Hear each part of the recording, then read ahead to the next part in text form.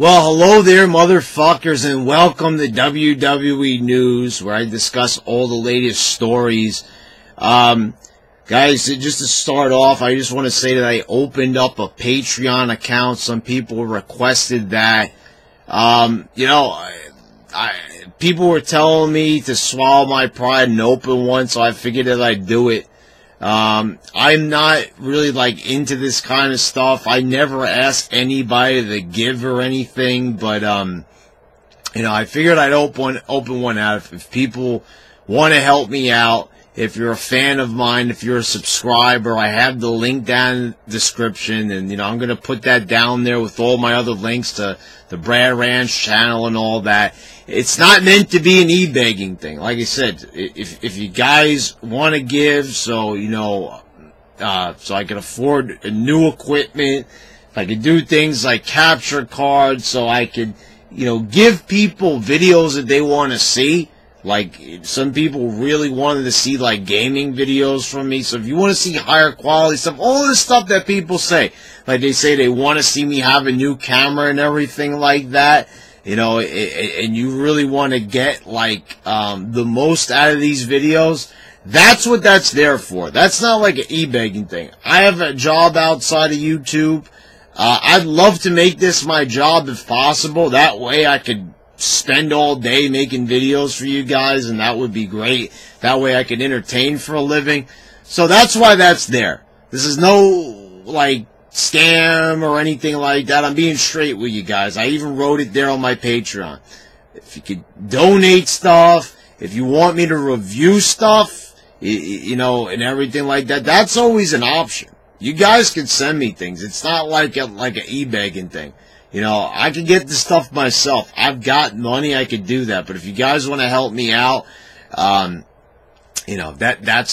it's there. It's always going to be there now for you guys. So it's up to you what you want to do. Like I said, there's no pressure. I'm not begging. I'm not demanding anything. I'm just putting it out there. So, let's just start the video, I just want to inform you guys about that new thing I'm doing, in an effort to try to make this channel bigger and better.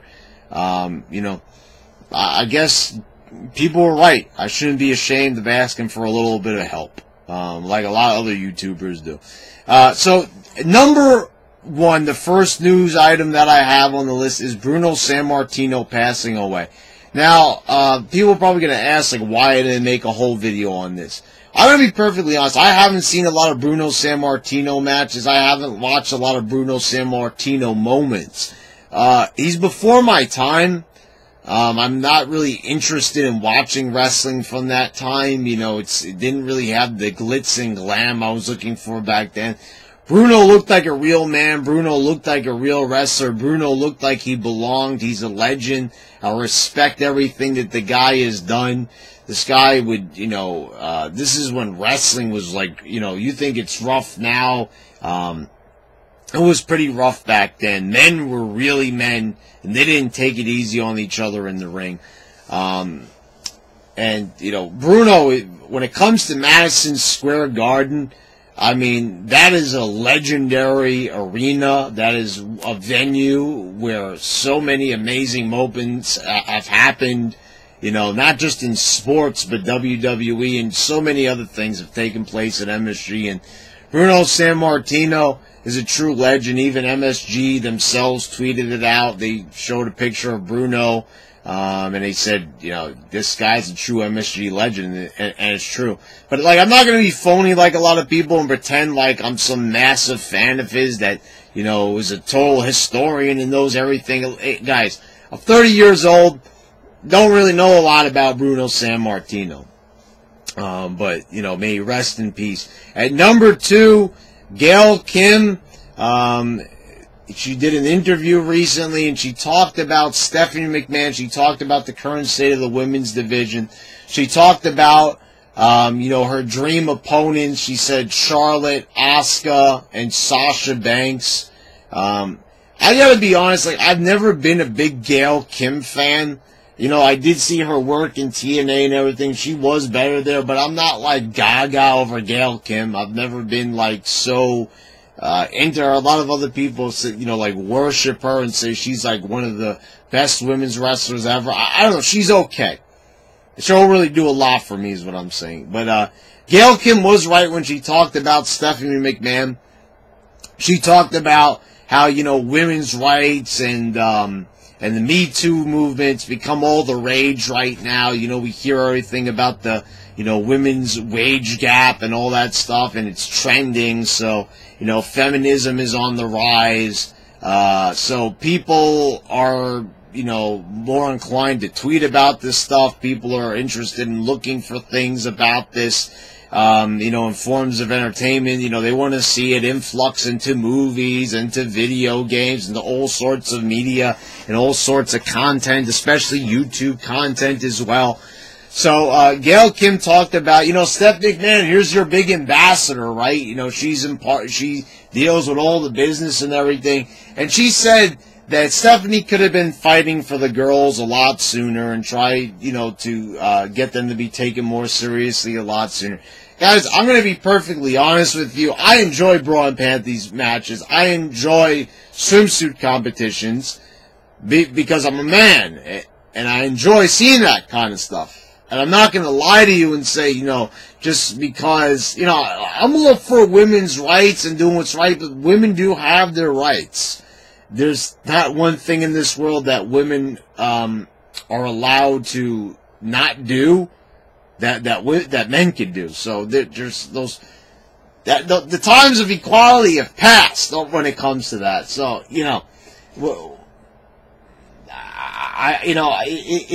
women have great bodies that men like to admire, the same way that women like to do it for men. You know, vice versa. It works both ways.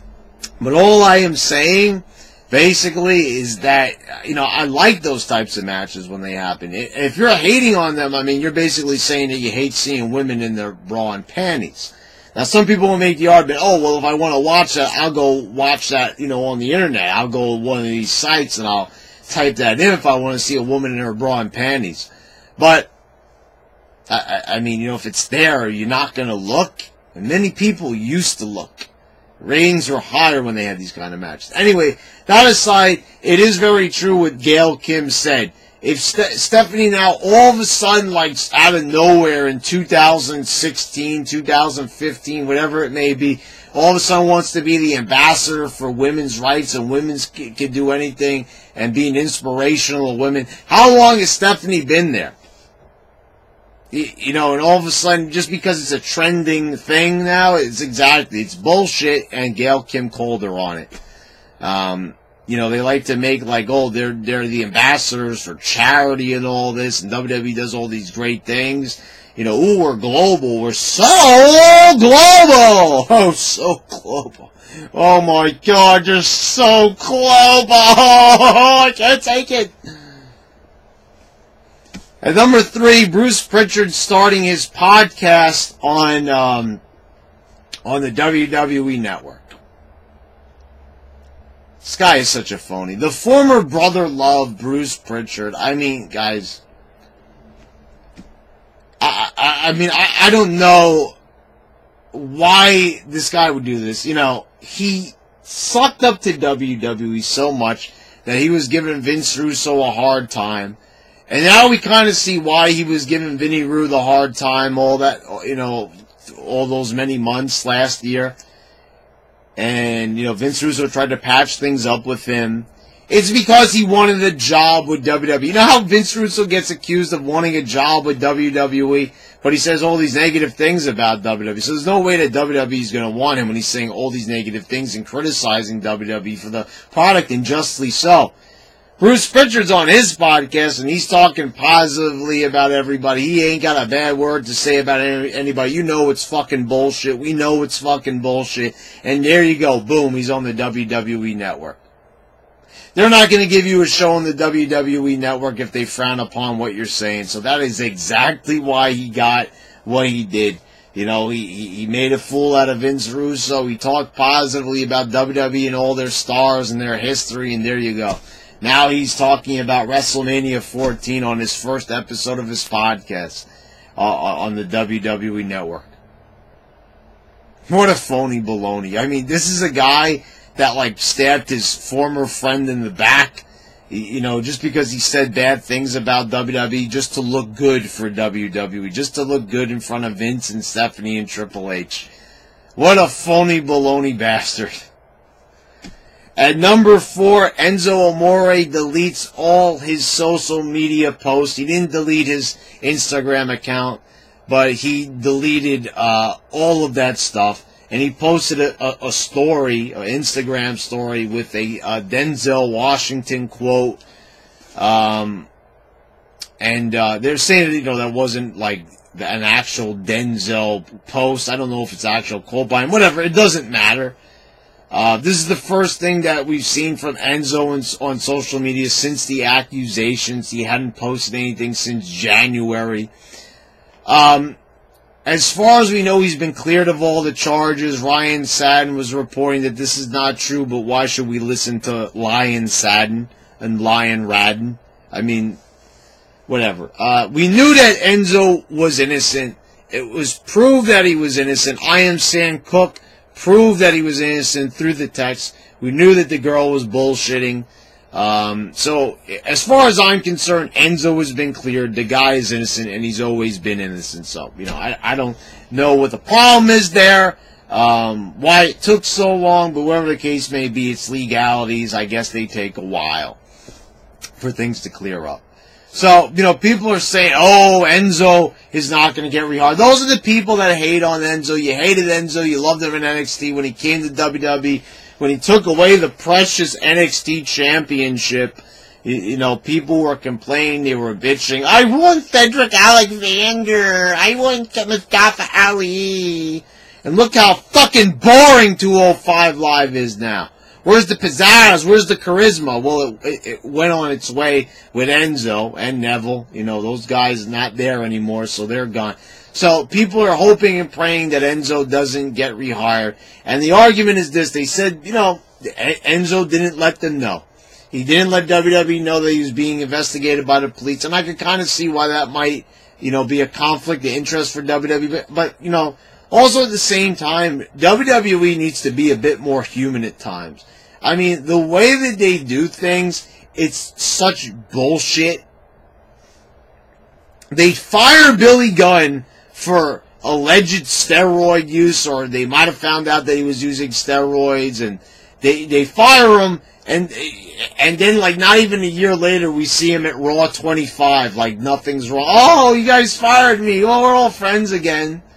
Now, I get there's very strict, like, steroid policies and everything like that, but the other thing is that, you know, the Chris Benoit thing and all that, I get that, but that hasn't been proven. That might be more of a concussion thing, whatever the case may be about that whole steroid scandal.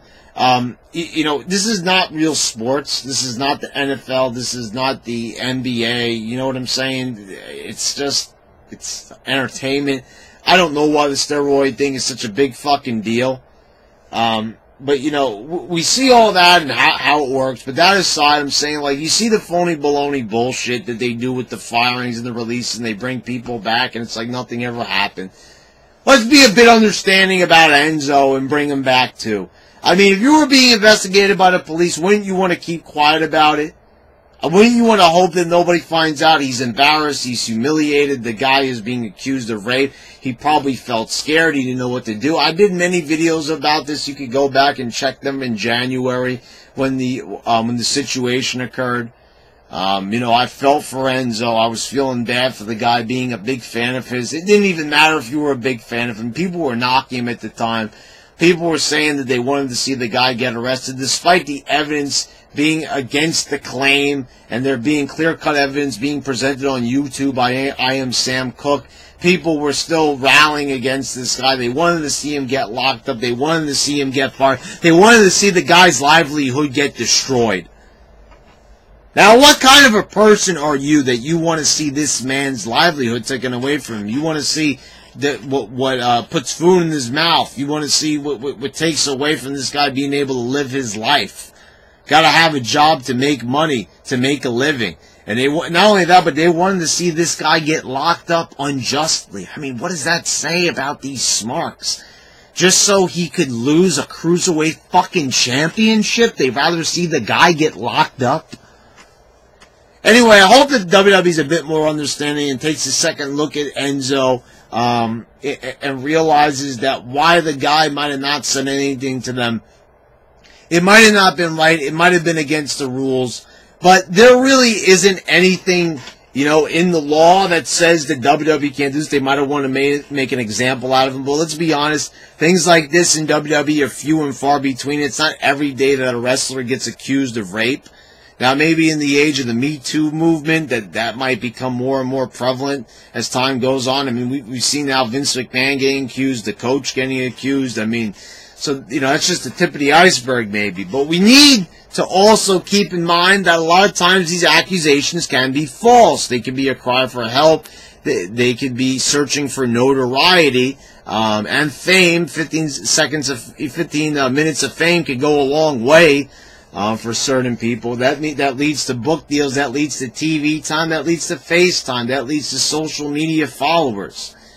So, you got to understand why people would be doing that in this day and age. You're not doing so well in life, you're down in your luck, all of a sudden come up with accusations, and all of a sudden everybody knows who you are. So you can kind of see where that mentality comes from and why this movement has grown to the level that it has. Not saying that, in the case of Harvey Weinstein and Kevin Spacey that, this stuff doesn't happen, but sometimes it doesn't really happen. I'm just saying, guys. Anyway, this has been WWE News, and thanks for watching, guys. This has been your YWC Champ, signing out.